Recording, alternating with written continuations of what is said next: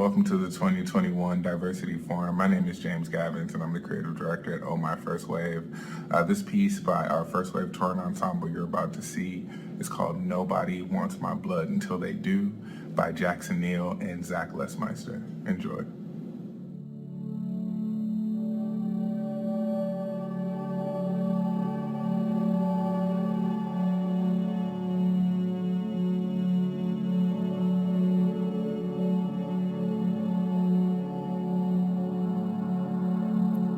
At the clinic, I pour myself into a Ziploc bag, my red data glowing in the bottle marked STI sample. At the clinic, my blood is kept with contaminants. I check the box for bad love, and that means I'm venom.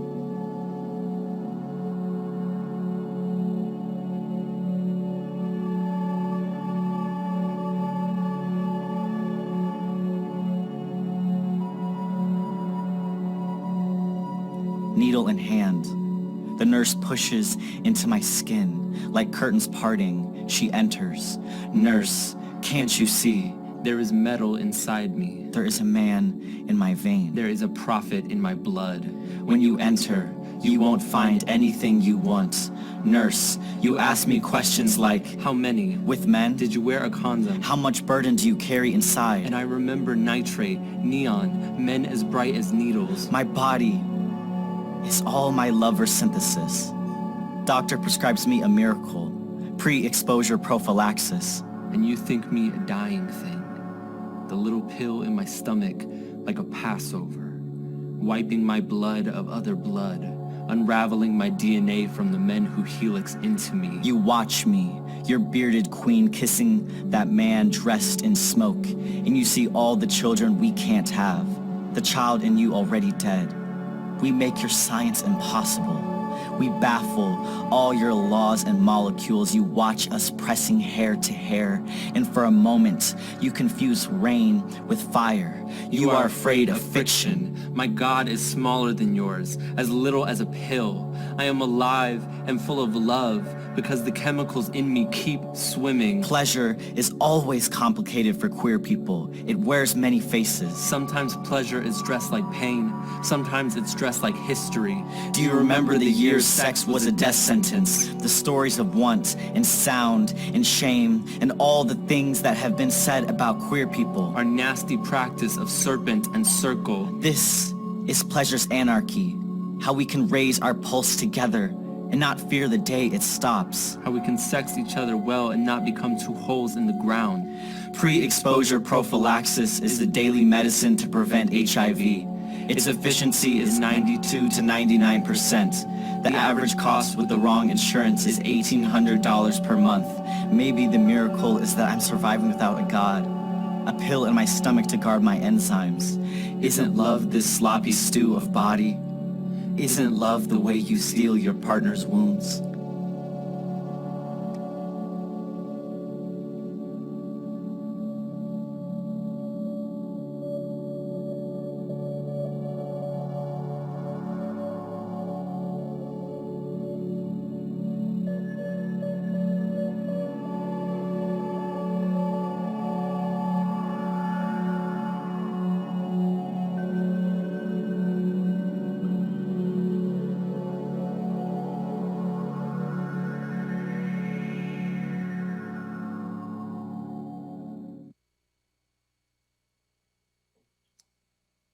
Wow, what a powerful video from one of many of our brilliant first wave scholars here at the University of Wisconsin-Madison.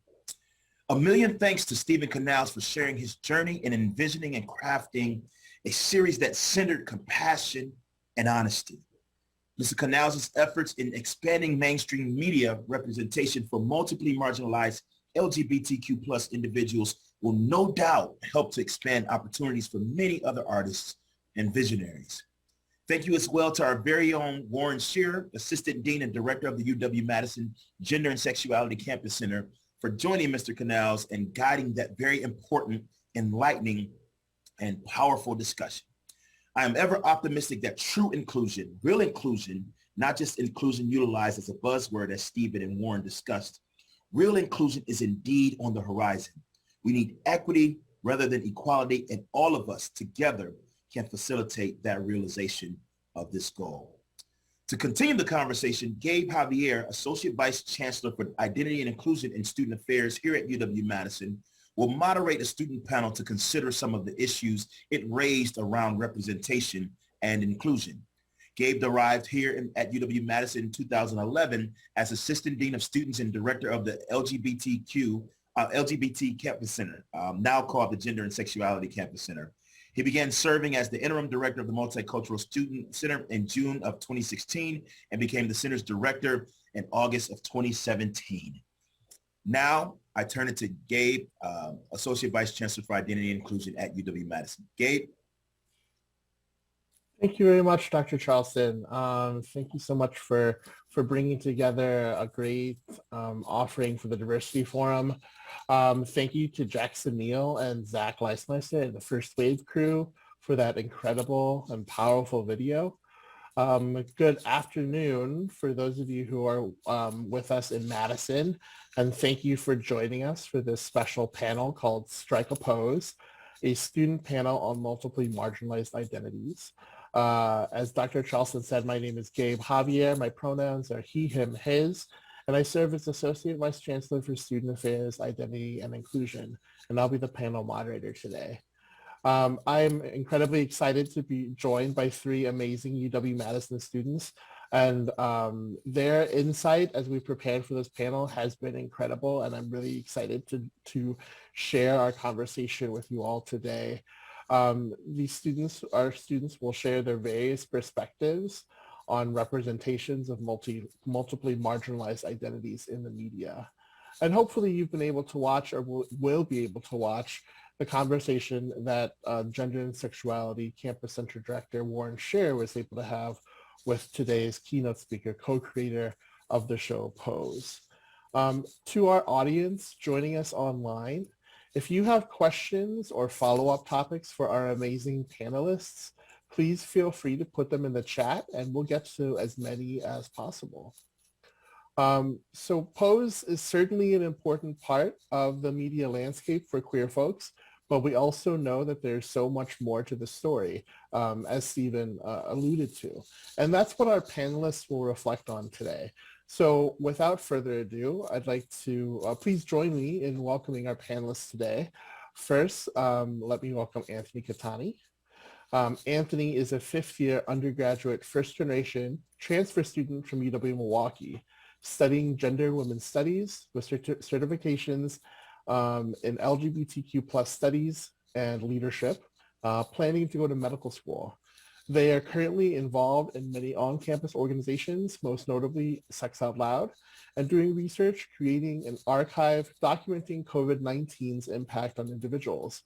They are a recipient of the 2020 LGBTQ+ Studies Scholarship. Anthony uses they, them pronouns. Welcome, Anthony. Next, Cece Moffitt. Cece is a third-year PhD student and teaching assistant from Caparis Cove, Texas, broadly interested in multimedia adaptations and representations of women, people of color, and queer people therein. Their past research has focused on representations of queer women of color in transmedia cartoons and comic books. Cece is currently examining the way that identity, history, and memory are negotiated through different mediums and genres, particularly those concerned with hauntings and horror. Cece uses she, they pronouns. And lastly, Stephen Wang. Stephen Wang is a PhD student interested in how minority groups articulate identity and sustain community via media and activism. His current work revolves around journalism, platform culture, and queer well-being. He was awarded the 2020 Advocate of the Year by Madison-based nonprofit Outreach LGBTQ+ Community Center. Welcome to all of our amazing panelists. So let's dive right in. The first question. The first thing I'd invite each of the panelists to address are their reflections on the representations of multiply marginalized stories in popular culture and media. Who or what stands out to you as cutting edge or leading the conversation? What in the media really inspires you right now when it comes to representing LGBTQ+ communities? And Stephen, I think I'll start with you. Thank you, Gabe. I think I will just start the conversation with two examples that popped out of my mind. The first one is Open Television, which is an independent Black and Latina queer TV programming based in Chicago. And they have a lot of shows and independently produced shows sort of dealing with this kind of intersectionality of identity. And the thing I think it makes me really excited about it is not just it's not just the representation in the content, but they also have a whole production model that empowers community and include community to be it's a more participatory model than a traditional corporate model of production.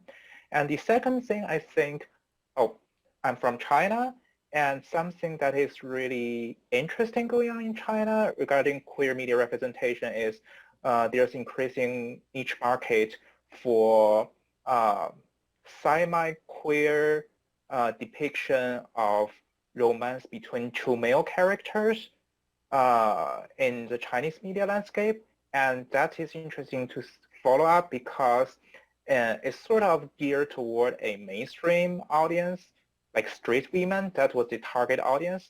But the gay community in China found a lot of ways to repurpose that content to serve as a more queer storytelling purpose.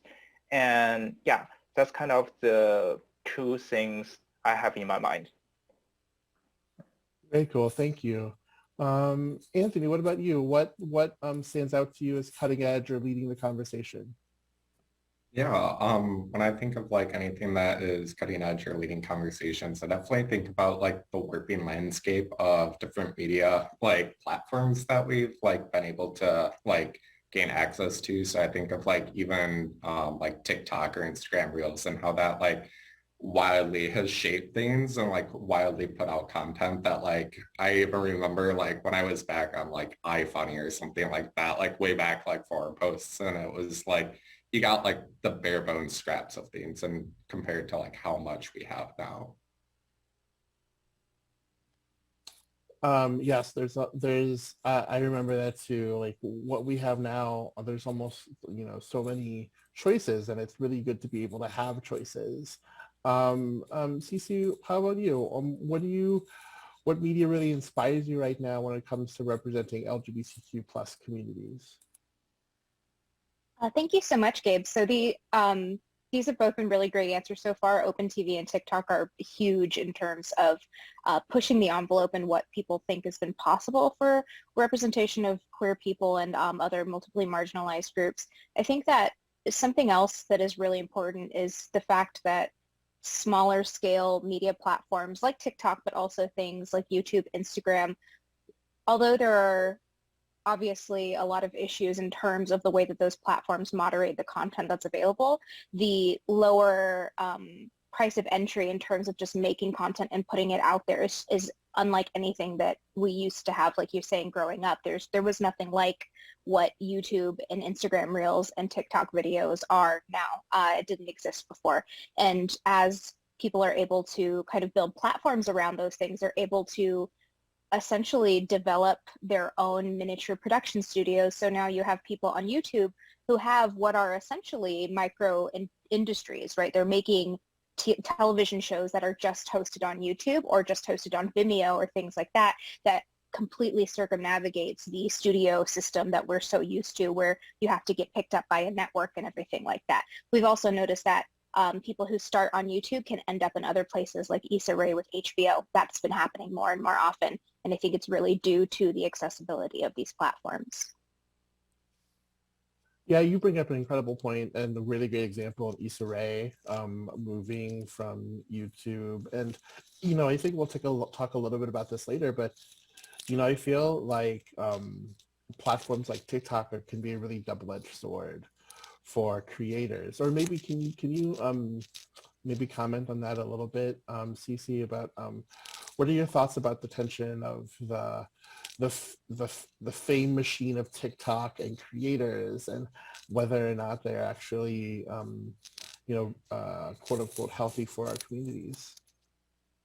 Absolutely.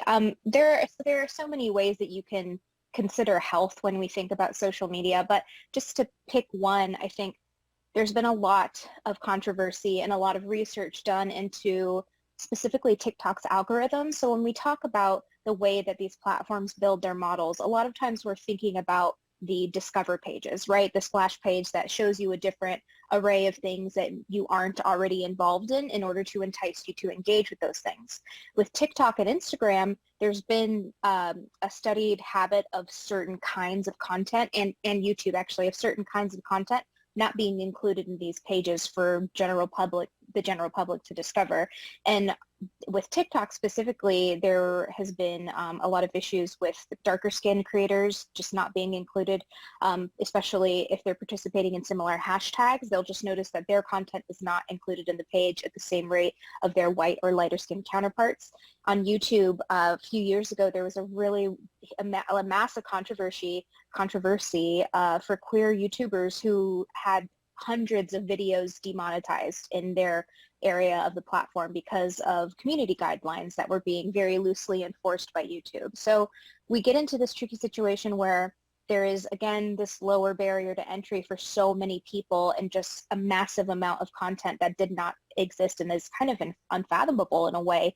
But then we have the actual platforms who are, in some instances, unequally enforcing community guidelines. They're hiding certain parts of platforms.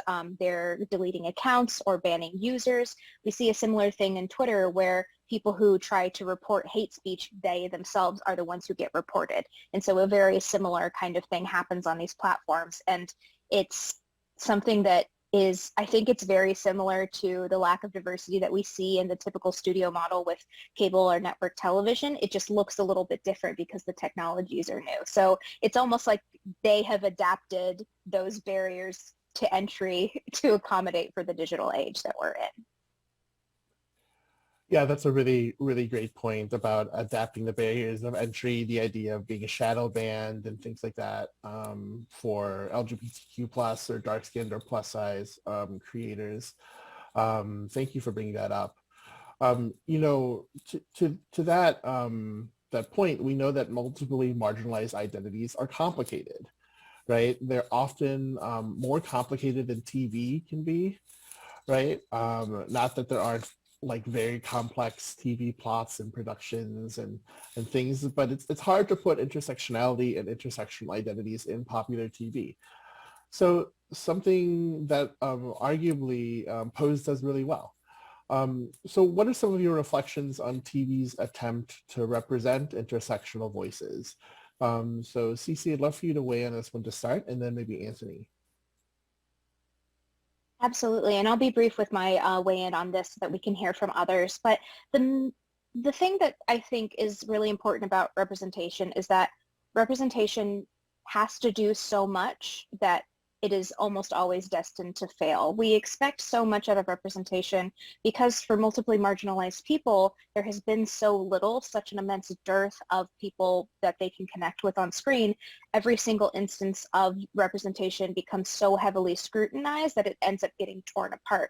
Nothing is perfect, and then people decide, well, if it isn't perfect, it can't exist, because we haven't gotten to a point where we have enough representation in general for there to be bad things. We can't have people of color be villains because they're only villains. So then when we have a new character who is maybe complicated, interesting, it still is just torn apart because it isn't a perfect, positive, reparative representation. So we have that issue where there is so little that it is so heavily criticized and it becomes suffocated, right? Every new instance of diversity on TV is under such intense scrutiny. The other part of that is that when we try to represent people with television, we have to do it in a way that appeases viewers, that fits into a narrative, that earns the television show money, that doesn't anger really important bases of audiences for networks, that will get approved by networks. All of these things that happen or have to happen before you even get a television product, right? But then when you're given the television product, you're trying to collapse the complexity of a person into these different elements of a television character. And so you're taking a person who is a mosaic of the different social, cultural, political forces they've experienced in their life, and you're trying to condense that experience and transpose it into a visual medium. But then you have to do it 15 more times across 3 seasons in a way that makes sense with each other, that comes under budget, right? So this rendering process that you do between the lives of real people and the stories we see on TV are inevitably going to leave things out. And so we get into this really tricky situation where we need representation. It's obviously important, but it can't be the only thing. It can't exist on its own and solve everything that we think it's going to solve. It isn't designed to do that. And oftentimes we end up harming the people who are trying to put that representation forward because we expect so much out of it. So I think representation obviously is very important, but it's also very complicated because we have kind of put so much onto it in terms of what it can or needs to do in our media. Yeah, I totally agree. Thank you. Yeah, I think that we've invested so much in different types of representation, right? I just think about things like unscripted television or reality TV, that there's so much of it that actually hits the floor during editing, right? So what are we missing as part of the story? Anthony, what are your thoughts about TV's attempt to represent intersectional voices? Yeah, I definitely like want to echo everything that Cece just said, especially like when I think of it is like when you do have so many different things, and especially when you're trying to deal with a lot of like intersectional identities and voices within media, like a lot of the times because they're so infinitely complex that like when it does get into that like condensement process, especially by companies and that, and they want to make money or get a lot of views on something, they usually switch to like stereotyping as well.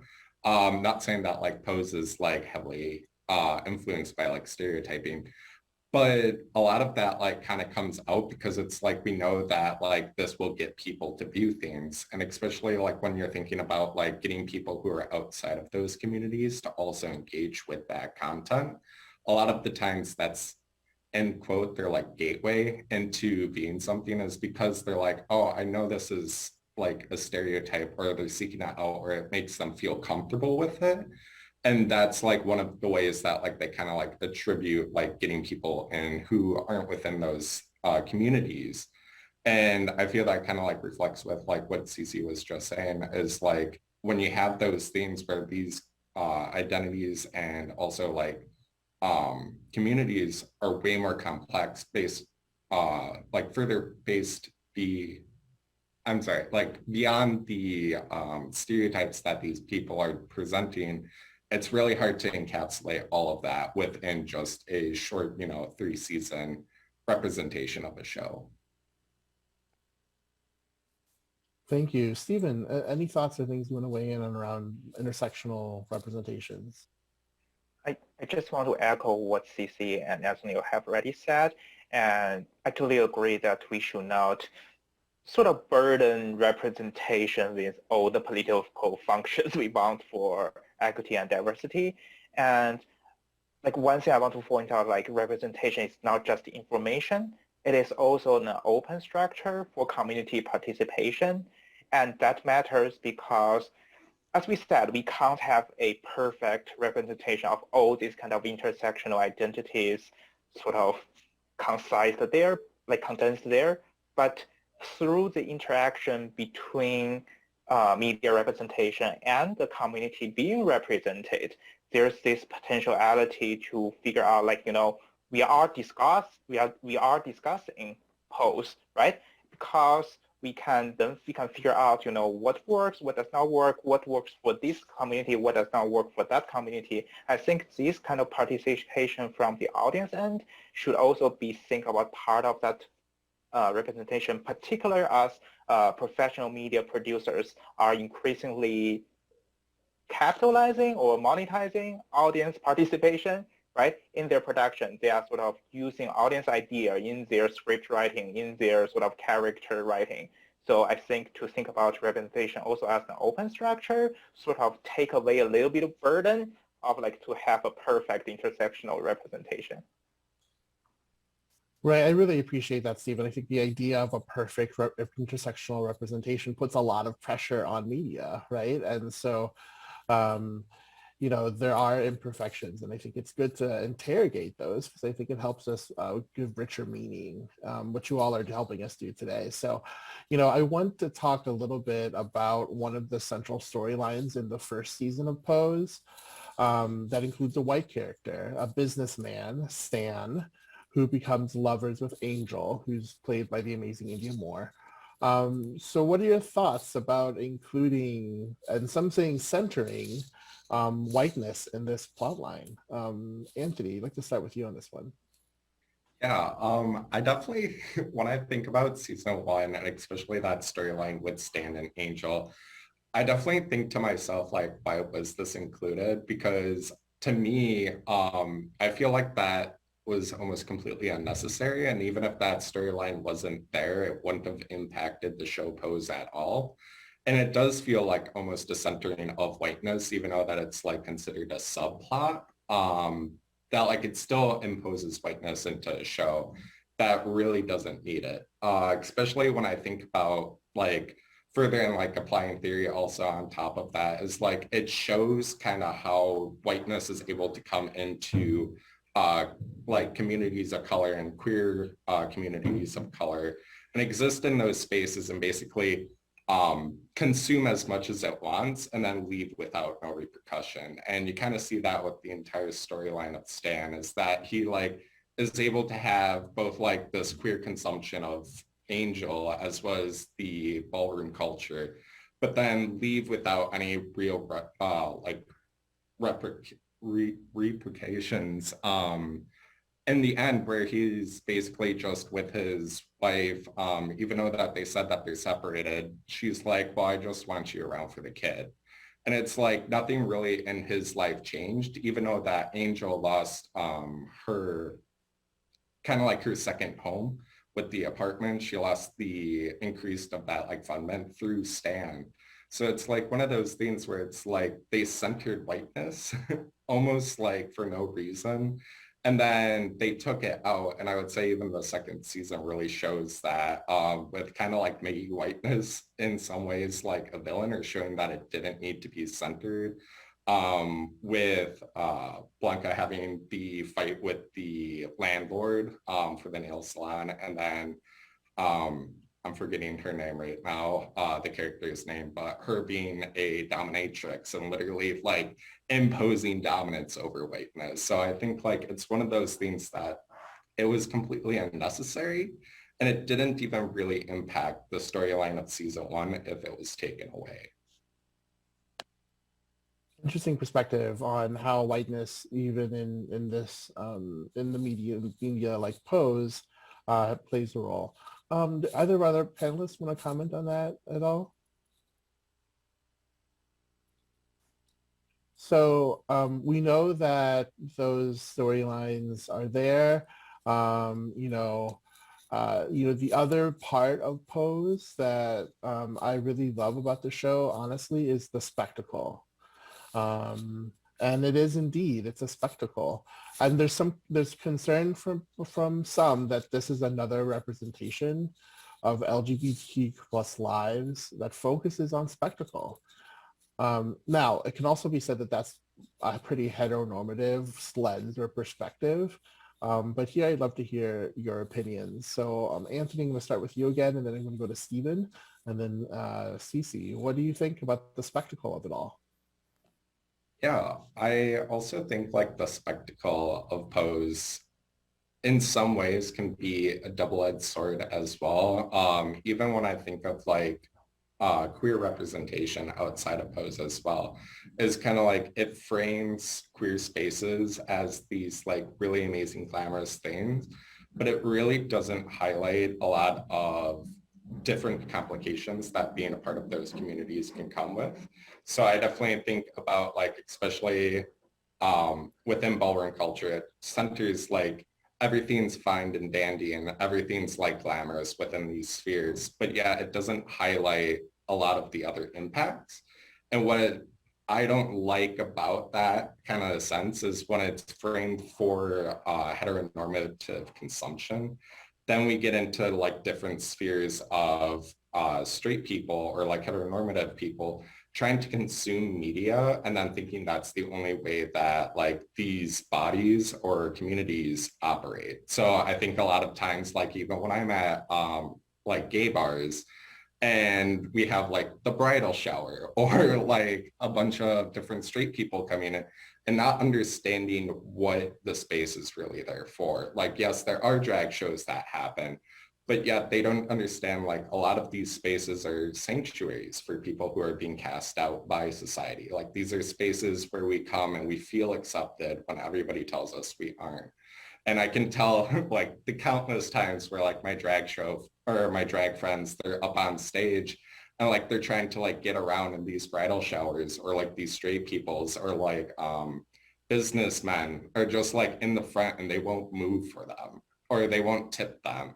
They come in and they take up this space that isn't there for them because they're expecting the spectacle of like RuPaul's Drag Race or Pose or different other medias that highlight only as like queer spaces being these fun, glamorous balls that you go to rather than being places where everybody's there because they have no other place to go. Yeah, that's a really interesting tension about what you call sanctuary spaces and people for whom those spaces perhaps are not intended. Stephen, do you have any reflections on that? Yeah, I think just to carry on what Anthony just said, I do believe these spectacles place as this at a more superficial level. It's one of the selling point of the show. It's like, you know, this show is, I think, it's popular among certain groups in China, and like I think a lot of people are really attracted by this kind of depiction of this glamorous sort of ballroom culture. Another perspective to understand this, I think, to put that back to the historical context of the 1980s and the 90s, sort of this HIV crisis, I think another perspective to understand this kind of representation of the spectacle is really to think about that as a beyond, like besides like being like this material physical sanctuary, it also is the sort of spiritual utopian for queer community. It's like we want to have this kind of utopian sort of, it's like, because I remember those characters, no matter what hardship they have in their daily life, right? They are presenting a version of themselves that is shiniest, that is most spectacular in these spaces. So it's almost like this kind of queerness is like the power of queerness to distort, to change time and space, to make utopian possible. So that's kind of another sort of perspective to understand this, particularly if you're considering what's going on with the community at that time.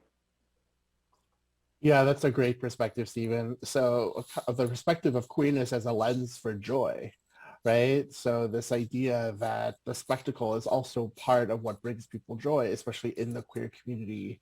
And it is sort of an oasis of joy from what is otherwise an oppressive experience of being queer in the 80s and 90s. Cece, do you have any thoughts?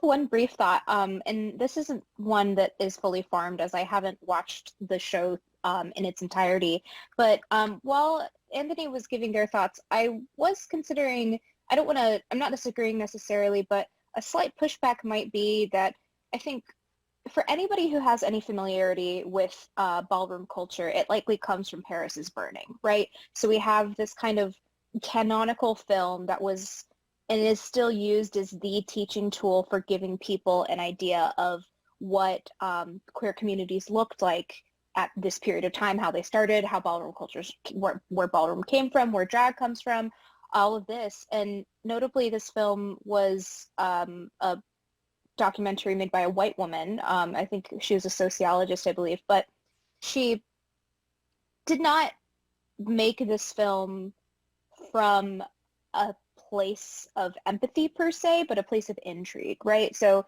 thinking about the distance there. With Pose, I think that the spectacle of it is interesting because we have these trans women who are actually playing trans women, right? We have predominantly Black and brown cast of people who are doing the same thing with Spectacle, but they have more of an authorship role in that, I would say, than we see with something like Paris is Burning. So I think if we're considering Pose in terms of its teachability, which obviously there is an issue with that perspective with regards to media, the teachability of it is really great because we're showing that this joy, like Stephen is saying, and this spectacle are something that belong to trans women of color and to Black and brown people. It's not just, it's not just dying of AIDS in an alley the way that Paris is Burning kind of makes you think at the end of the film, right? It's very much a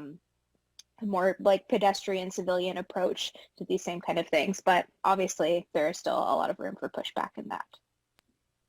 Can I actually respond to that? Yeah, sure. Oh yeah, no. So I also like very much agree with that too. It's like I also think about Paris is Burning, especially with like the parallel of the time, and kind of like even within that, I know that like Pose like does a lot of work within that, and it feels like it's almost fed through like different forms of queer media or queer literature, and it encapsulate those things into the show itself. I also think of like a lot of different parallels within storylines to like literature that I've read. And like when I also think of like in terms of like being a spectacle is like, I feel there are also forms of queer media where it's like this has been produced specifically for like normative consumption. So like thinking about Paris is Burning and how sometimes those things do highlight or elevate queer identities to spotlights when they don't really care to be there.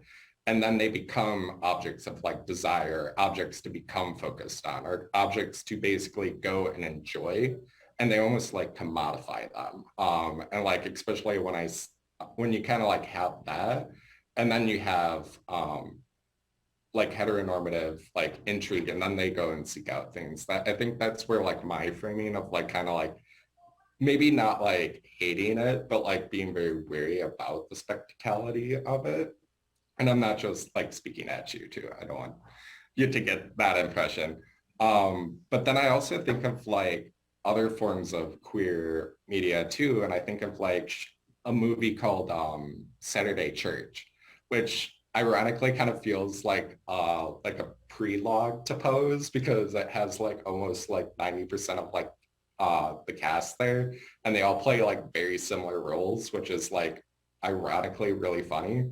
And like that, and it kind of shows more of kind of like the realness of like what living as a queer person of color and going through like a lot of things like challenging of like, what is gender? Like, what is my identity? How do I fit into this world?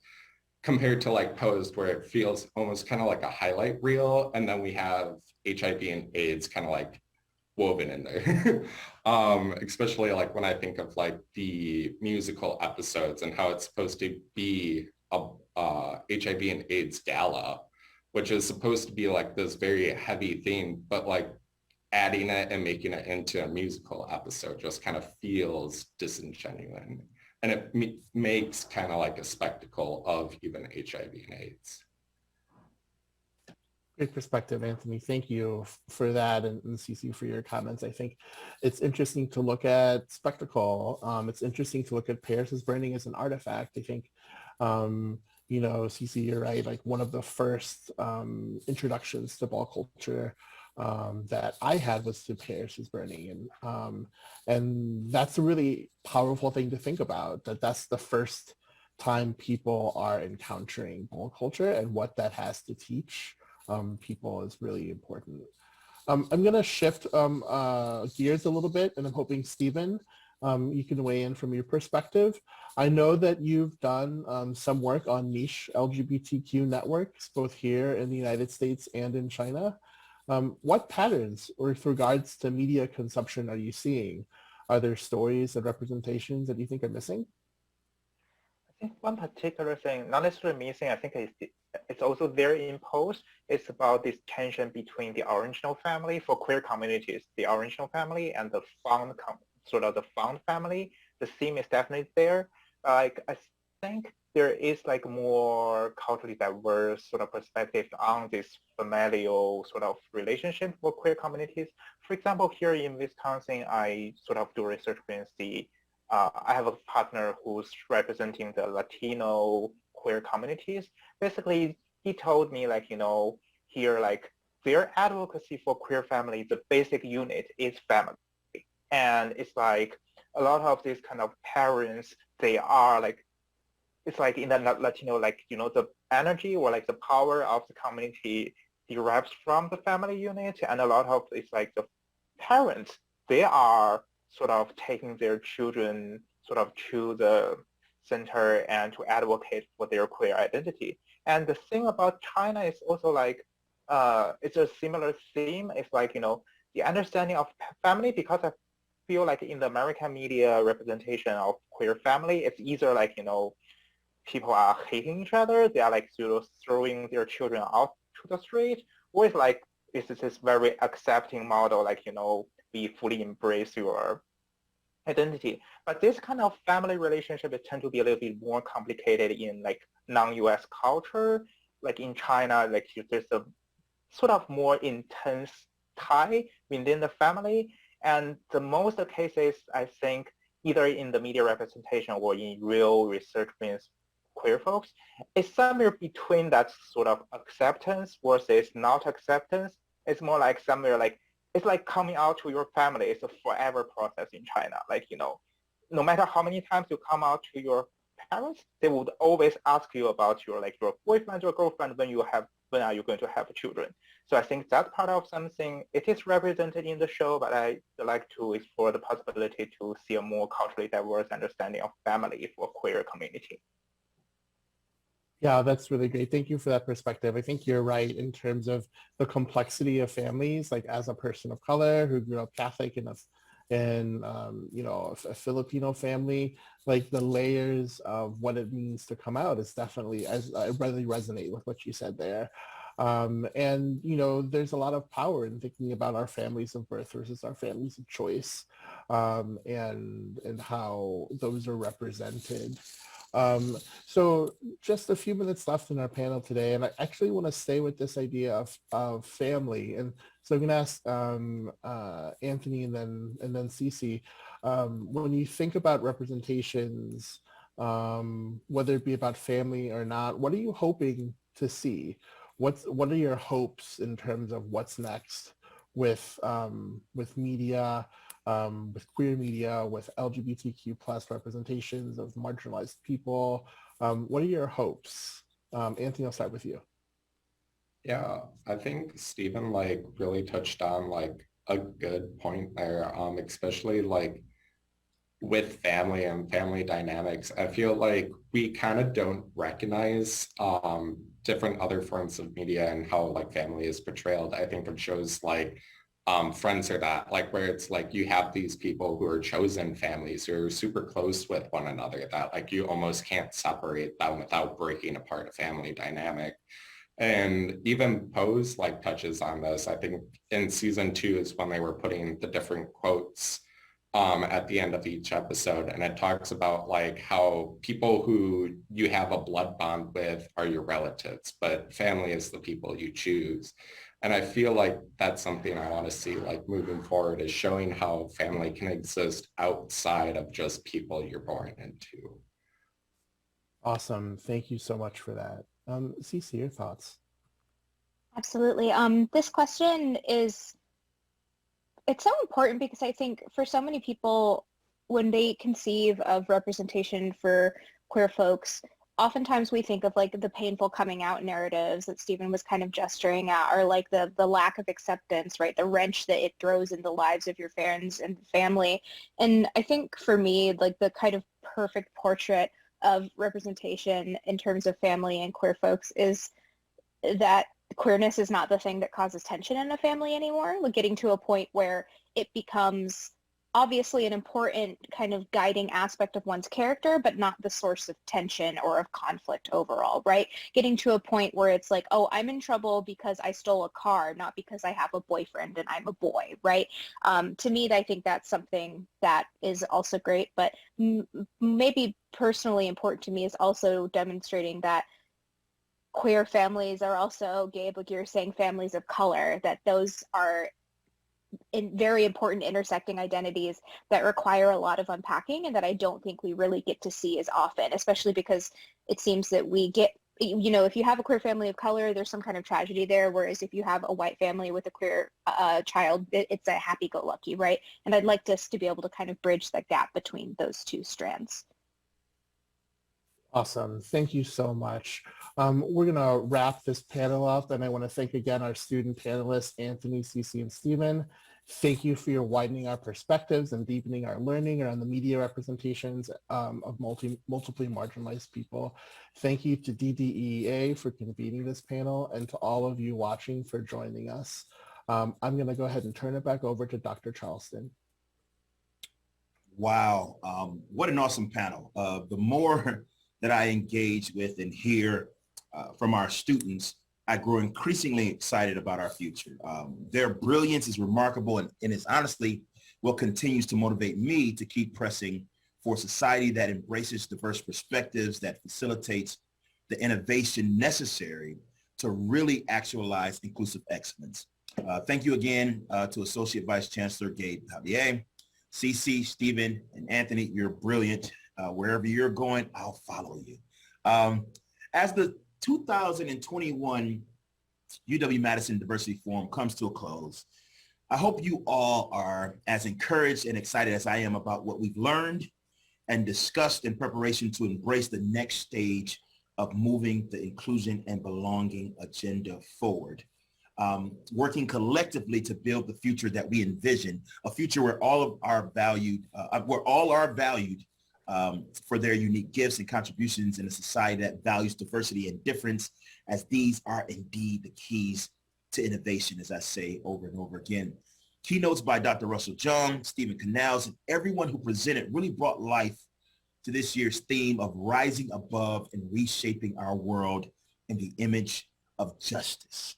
I trust we all garnered nuggets of wisdom that we will embed in our policies, our practices, our curriculums, and our day-to-day actions to really promote equity, diversity, inclusion, belonging, anti-racism, and racial and social justice.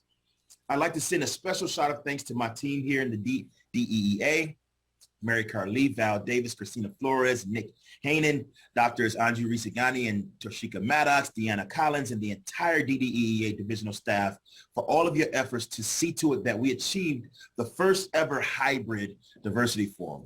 I'd like to also recognize the call for Proposal Selection Committee for their diligence, and the Campus Diversity and Climate Committee, also known as the CDCC.